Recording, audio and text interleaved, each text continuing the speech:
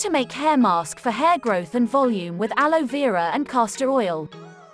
Use a hand blender to blend 2 teaspoons of castor oil, 1/2 cup of aloe vera gel, 1 teaspoon of basil powder, and 2 teaspoons of fenugreek powder. Form a thick hair mask. Now, apply this paste to your hair and scalp gently, ensuring you have covered every hair strand. Then, wear a shower cap and let the mask set deeply into your hair. Leave it on for 2 to 3 hours.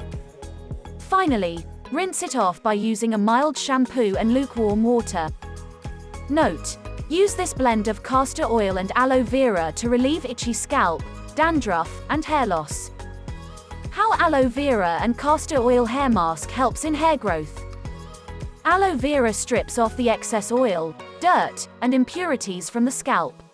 It is rich in vitamins A, C, and E. Vitamin E contributes to rapid cell turnover, reduces oxidative stress in the scalp, and decreases hair loss. Hope you did get some value out of our today's video.